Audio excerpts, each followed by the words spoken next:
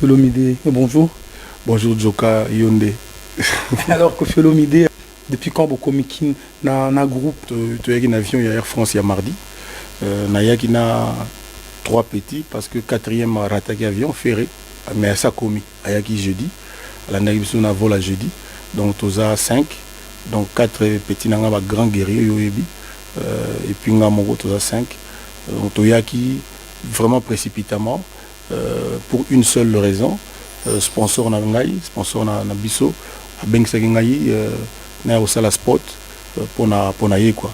To négocier qui ndenge ezalaka na baka wana bito trouver terrain d'entente yango na yaki na sinasalaki sport eba no lekaka mikolo ya bato bakomona ngo na émission on a na droit à mokete ya kotanga kombo na ye mais bon bato ba souffrir kaka sport ça sponsor na nga abengisaki ngai yango na yaki na salaki boulot na ye et puis voilà. Koffi Olomide, est-ce qu'il a quitté parce que nous parce qu'au fait bouleversement mouné et salami n'a pas sponsor pas sponsor nayo ou il a quitté pour au tcha ba base? Non moni makambo ya bango eza na bango ngana za muta bureau te na muta administration te na muta politique na bango te ngana za support publicitaire na bango. Nous sommes au courant, effectivement, il y a un changement d'homme, de personnes et salamaki. Il y a un peu les tenants et les aboutissants. Donc, nous avons un droit à kota na mamakamouana. Mais je pense que le contenu est toujours plus important que le contenant. Donc, il y a un kati ya molangi, il est plus important que molangi. Donc, vraiment, tout kabango basala menga ba benga ngai, je le dis et je le redis, pour nous avoir ça spot. Basalenga confiance na yaki na sali sport illégal qui na ba condition mora bien mais makamuna bango et mususu ndeti yonanga na public to yoka qui vraiment moi avec tout le respect je préfère otiki la bango ngana yaki pona ngote na yaka pona sala o na lobi wana. Koffi Olomide au lobby oyena ba guerrier 4 guerriers, pourquoi seulement les 4? Parce qu'en fait non cité bangote au cité Caraféré et les 3 autres les abanani, et pourquoi Karabango? Et est-ce que les autres ne sont pas des guerriers ou bien bango kam baba guerrier?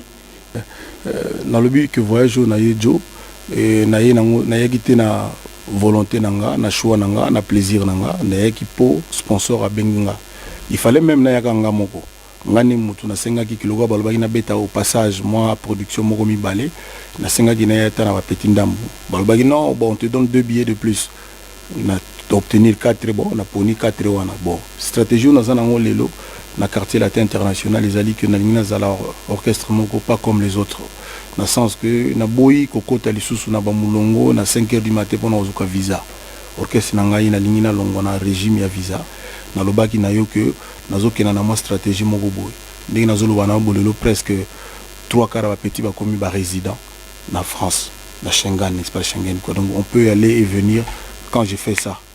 Donc on a eu la possibilité de faire le mouvement donc mususu batiki peut-être 2 ou 3 ou 4 sur toute l'équipe on a bango comme carité mais on a na bango waza batuyo parce qu'on se permettre ko ya pe kozonga ne balingi grand cadre Titina Bindabas Fali DiCaprio chef d'orchestre Nabiso Ferregola bon on a ko pe na bamodogo na bambushi na champion DiCapel Stumi Pazonga azonga déjà na parlé na bango na ko pe na mais bon, on a eu Bawana pour tout bêta de production quoi. Donc il y a pas à dire que Baza plus guerrier que les autres sauf que chef d'orchestre ça quand même chef d'orchestre ça toujours dans moi privilège mon beau. Les lots boni cohabitation au niveau il y a poto. Quand je parle de cohabitation c'est par rapport à parce que déjà bah fiche il y a Fali pour essayer tozo yo kana musika solo ya biloko il y a danger de mort alors tout le monde est bas plawana ba plami balana la poto zo cohabiter ndenge. Très bien, il y a aucun problème. Chose moi ali à souligner Dicap Ali chef d'orchestre quartier latin. Chef d'orchestre mususuté ya quartier latin. Na pesaki na ndimaki à l'album naïe bamasa na ye ba oyo ezaki na besoin na bango ba apporter ki moi coup de main asenga kinga ba Montana ba Tyson ba Binda ba Titina ba kendaki ba betaki ba yembaki vraiment ils ont les cas bien ça la ni na ye so si je crois même il est presque à la fin soit ici ou avant ou après ailleurs sali oyo kana danger de mort, il est omniprésent ndenga azalaka yimbi banzembo amasana ye ça nzembo ne moko pe ali ba masana ye pe oyo akina besoin na bango ba kene pour un album na ye. Donc il y a vraiment pas de problème quoi. Ngana za kaka un peu kobanga pour na concurrence pour moni biso to famille latino bateau ba na route na biso pour banzembo wana ya droit chemin bando beta na quartier latin ndingi ya ibsaki une émission na nalandaki yo donc banzembo ba momi ba olingana album na ye biso bato beta on est beta ka aussi senga mingi ndima feri wana ya titre la ni amour d'intérêt biso bato beta ngoti ba 100 kilos de fleurs biso pe ka bato beta ngo poza ya mona na biso ya mutu na biso on to beta ya fali pe biso bato no beta ngo izala wapi donc nazandi kubangira bato bazana nzela na l'air biso to banoleka c'est dit convoi wana l'air oleka donc voilà biso c'est problème exact quoi jusqu'à preuve du contraire. Mais est-ce que oyembi na album ya Fally Ipupa non noté non ya le bagi na biso ka émission na yo invité to ba 3 fois 4 fois PC pendant temps quoi donc on s'allait bien alobaki que vieux père à koyemba hein j'ai entendu ça ngamo pa ebisanga vieux père obenga pe vieux donc nazozila soka benga na ke koyemba mais non pour le moment benga te atunenga kaka ba collègue na ye on alobaki ba Montana ba Modogo ba Sheila oyemo ka lingaki parce que c'est son album il est souverain donc avec na droit ya orienter on nenga lingi ba ninga na yo azaki na besoin nango ba apocalypse ba boki ba cri nani donc atanga obenga na réponse nange aux oui j'arrive.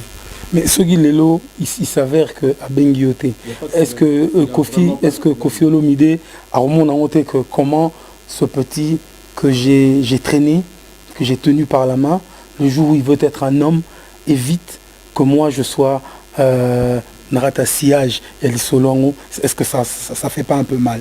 Non, aucun problème. Les Moussoupeza producteurs naïe, Moutali Walubi qui est à la bongo.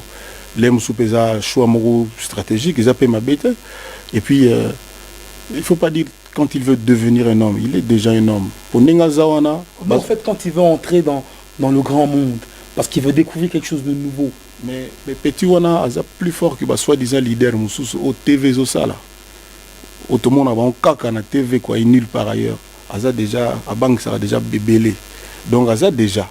Mais Aza na droite nanga, le moment venu, ceux qui vraiment continuent la stratégie na ya sagesse, c'est quoi ya solo nanga qui bon vient nanga yi na moni qui est vraiment fondé nini bon tout solo là et puis voilà quoi. Ngana zo féliciter ndenge ti lelo malgré la pression il y a ba fitol bazo ngaka ka izala ndenge batutu bayebi mais bozomona ba bande to yena ye to zonga na ye aza kusala musala na ye aza na contrat d'abord aza na contrat bien ficelé. Donc, mais je souhaiterais que le moment venu, Soga Zuiguana, au bateau belé, bazo souhaiter, mon fitolingo, mon contre-molema, ce qui est le moment venu, que Soga Roya, na sa geste solo tranquillement, parce que ça a un contrat, encore une fois, et que les Kanango, donc le problème est aux alatés. Mais il n'est pas, il va pas devenir Azad déjà fallu déjà, Azad déjà, n'a pour moi, les ressources TV Kangami. Bon mon nana randuliste solo na la raté bisole to bandaka yo chaîne aka moko ba senza ba samba bini to sala ba ngombi na mboko mais lelo ba chaîne so ba 40 ba soi-disant religieuse na ba chaîne ngaka normal ba baluka ba vina bango bazali yo sala ba tout trop so bino ba kite jokande makele le belende to karate. À qui tu fais allusion parce que à qui ou bien à quel genre d'artiste aux ça l'allusion. Au moins hier, ils ont marché, ils ont milieu na terrain. Tout ça, on a une émission, on va vedette en herbe. Le mal qu'il y a aujourd'hui, tout mbala moko soit pembe na joka pour yoza star, il y a animateur, oza en herbe té. Mbala moko mi considéré ko la. Tout ka langage il y a na émission na binote. Et puis quelque part, ndenge nini ba véritable grande saramoga oyo, bazana na même traitement. Même micro que les moussouba travailler na bango bani et le wana les moussouba c'est notamment réunion et ça les moussouba mal bon ba langage moussou golo ba magate mikolo yo banakin boy na boy ba brutalité bon mutu na droit mais pourquoi à l'époque baine na biso banina yo balutu mabangu bazaki na ba vedette en herbe lelo petit tout balinga susute oloba ne gaza vedette en herbe bakomaka déjà bazalaka déjà place babandaki banaka te soka ayaka pembeni na parce user joka so ayeka pembeni yo tele micro langona ou alors yo joina yo mon il est roi Bunda yaka c'est pas n'importe qui l'a interviewé hein. Éviter donc yangwana moni na lobi ke TV mutezo sala ke ba tumuso ba loba tuzo mona ba place ba beta kate nombre d'exemplaires vendus tout mona kate et surtout ndenge zalaka na musique ya Congo jamais te yoka ba bengi bango ta na Brazza jamais kaka bato ba benga bango ka yoyebi to zalaka 3 4 5 wana ka yoyebi depuis des années donc pour respect zonga parce que longa zo déplorer ça manque à respect lelo baleki na biso mingi ba biso respecter ba ya directement na insolence na arrogance na vantardise donc pour ils ont allé mususu ba sentir que moi différence moi muke yali que logo ya na moi échelon et mataka donc voilà ce que j'aurais voulu dire donc les attaques na tanga qui c'est pas du tout le sujet de mon propos ils a principe kaka oyo on a lobby ça vraiment philosophie moko boye. Je me demande pourquoi hier il y avait des émissions dites vedettes en herbe. Aujourd'hui, il n'y a que des émissions de soi-disant stars. Tout le monde est pareil. C'est pas normal. Alors, Koffi Olomide, c'est vrai, dans le déplacement au Salaki, derrière toi, il y a une de tes danseuses qui a claqué la porte. Est-ce que bon, il y a un normal à Kende parce qu'elle voulait partir, ou bien c'était anormal de recevoir quelque part parce que Ezo Sala bien été, il y a réconciliation au Binobozo Luka, la musique il y a Congo. Parce qu'à un moment, et ça il y a un peu tache d'huile dans Ratali Kambon. Tache d'huile, les a normal, hein. Mouto servir quartier latin, 5 ans, 6 ans, celle Moussala bien. Tout le monde merci. Sur la monnaie qui est que nous servir et pas Moussou, les a droit naïe. Vraiment problème les athées. Il faut pas que Magamabo justement et ça la rabattache d'huile parce que et pas accueilli patron wana ndé mutakina gozoye na ndago na bangote ye mutakindaki na bureau na ndago patron wana yango na bambilo ko nga bagi maisha parce que moni le musomo na imprudence to bandi ko finga na yo salinga boy siko nani dans ces a utilisé biso les deux patrons pour yesuka bimi gangi or nga na yebi que patron mutakina na ndago na bangote donc na wazata na biloko mona o reprocher na patron wana te rien du tout mais moi si pour accueillir ils ont droit naïe c'est-à-dire à servir quartier latin bien servir bien celle musala qui pour vraiment et là ils ont encore topé ces merci vraiment na sala qui paie et pas yake tout petit qu'elle a été naïe à la tranquille ça musala naïe vraiment je vois pas où est le problème vie musicale na biso za la gabo lelo ba Hélène Kalema ba komi na ba RTGA excusez-moi na tanga ba kombo na bango ils ont normal ba changement wana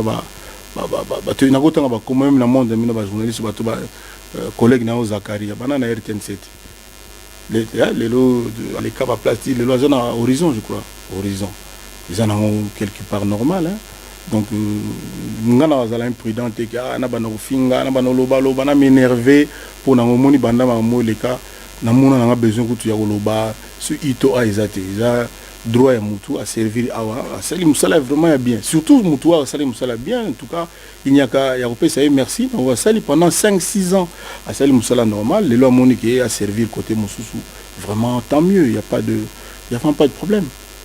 À quand sur le marché finalement l'album que les gens attendent? Dès que Nassisi va clip on a aussi ça mixage sur la zone.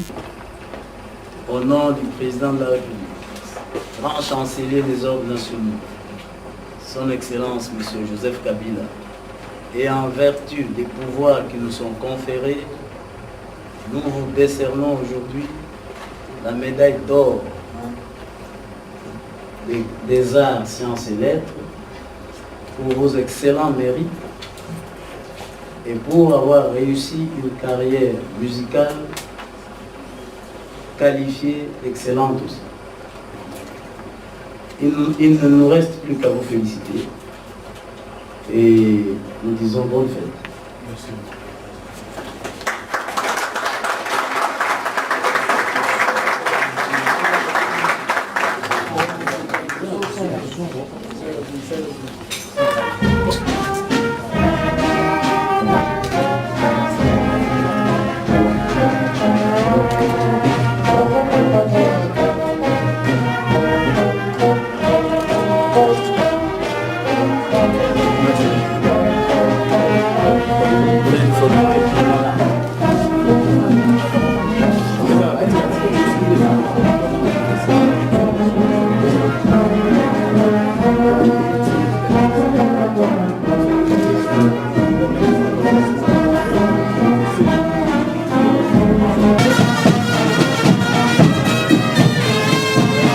Est-ce que vous pouvez nous donner votre sentiment par rapport à cette décoration? Vraiment, c'est un grand jour. On a beau être détenteur de Cora, d'awards, tant qu'on n'a pas la reconnaissance de sa nation, de son pays, on a comme un malaise. Aujourd'hui, je pense que la boucle est bouclée. Je ne sais pas trop quoi dire. Je remercie l'autorité de mon pays.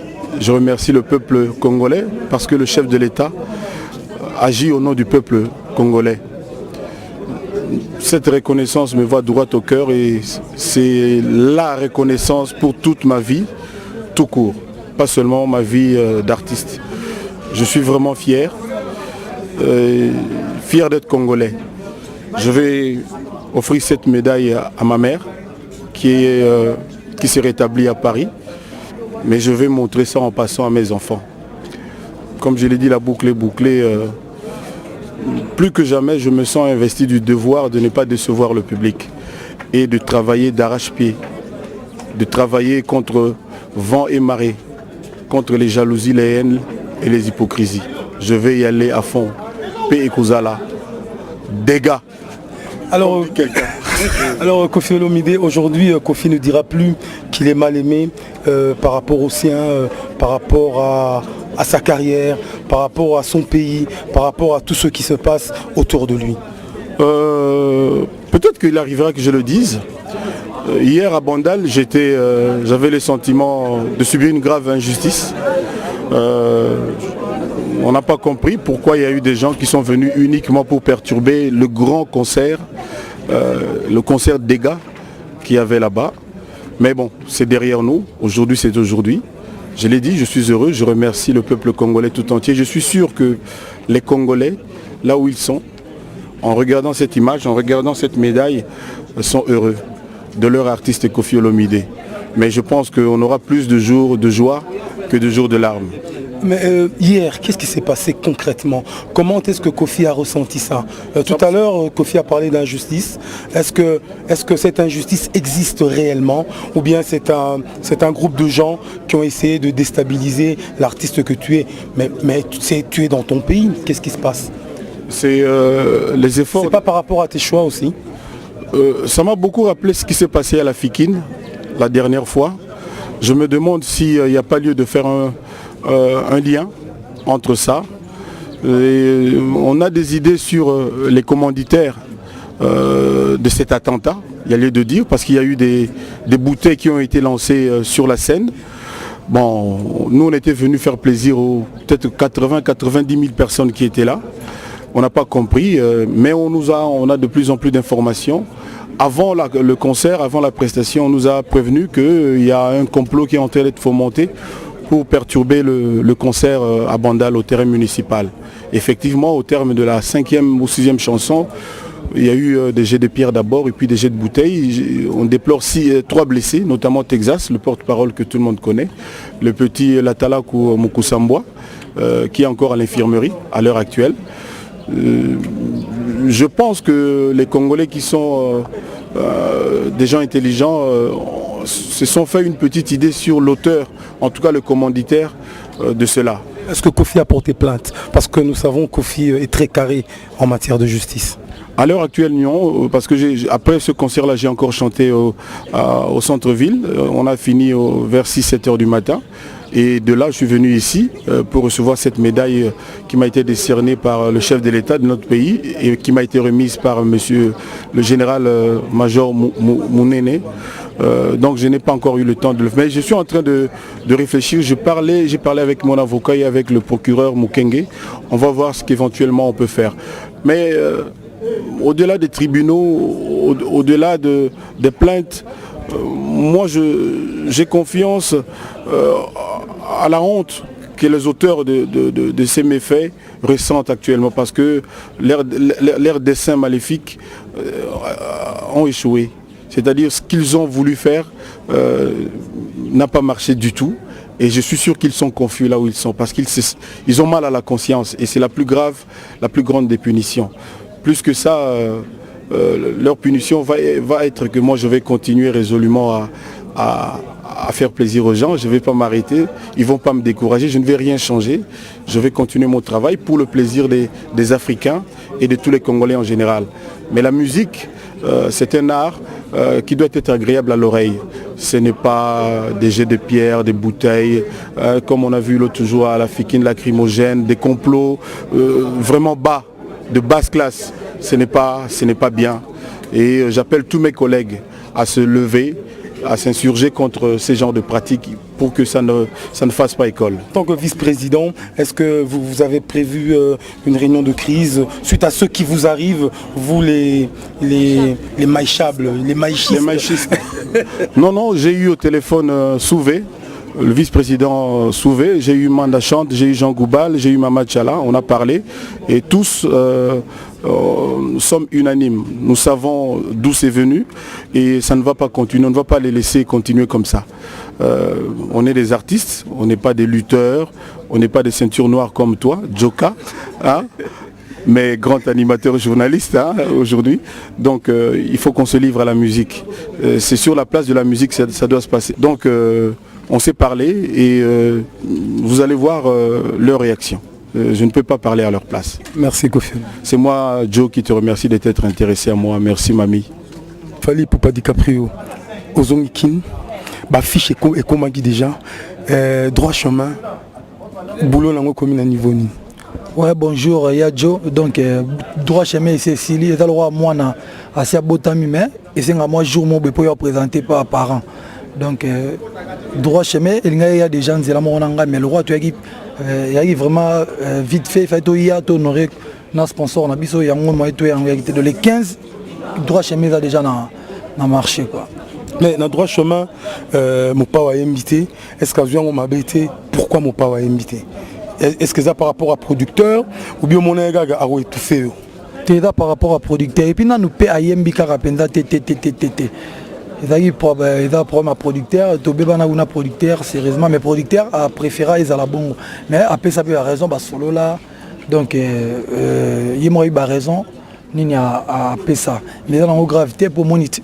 Donc, tu y as un kine, donc, mon père, donc, problème est quoi. Mais est-ce que le problème c'est est-ce qu'au monde on m'a bêté que hier on t'a simbagé dans le boko les lots nous côté dans ta grand monde hein il était pour romelanga était ngate il y a jobanep ne bandili bien le bien ezayo to producteur mais le producteur on a un peu fantôme to yebi bima bena David Monso ba tout ba yebi déjà c'est bima David Monso c'est abimi c'est là comme ça boulot na kitoko ba fiche ba tout ba sepel nango alors sous anonymité et comme na numéro pene bima quoi ba en tweet boye quoi. Bon alors Fally Ipupa DiCaprio lobby boagi na bandal ba takaki bino et sentiment nini et ça en tant qu'artiste à Congo na kati ya mabele na yo ba attaquer bino ndengwana et ça la yoni te bo moninga na nde nazala boeli kamte komelanga na kumisaka nkolo donc ata muta kufi muta zimbongo muta sa na kumisaka nkolo na ba circonstances nyoso tout wana tu ba manquement droit chemin ozo comprendre de droit chemin faut yaka poso droit chemin ali muta beta ndule na eta msusu calme ba fanatique ba sepeli et puis accueilli mais biloko bongo bon tout ça ni il paraît que ça y préparer tout ça pour pas déstabiliser concert na bino bogai be côté. En tout cas, il y a Dieu le coup de minute on a eu mingi ba condé promotion salama ba déstabilisation ba ni na occupé sur ba marambona té mais bon ça les marathons c'est ça qui préparé mais bon et puis normalement ça ba kati concert ba privé bisoté ba privé ne ba public total année mawa ya public ba yé ba télémion pour la concert et puis mon boule bimi et kati ça la peine propriété pour biso concert ba fille ba ya ke belé bana mike tam sous comme ya grave tam sous ba fiston ça ina mwana na yo botaki sika katani litoi et ça a bien été mututo na bana mututo na ba parents betara musique ya bien babilo on to éviter makamwana bon tant soupe ça on moi bien babilo moi bongo accrochage mais to éviter trop pour na musique ndé ya jo yebina ba state kunela donc beaucoup za bina rivalité munamna anglais na West Coast na East Coast mudaba ba beta ndule beta wana ngaka babilo wana fo bon to ça nini so boye na mboka babina na gauche fo bola na gauche donc et continuer na ngaka bongo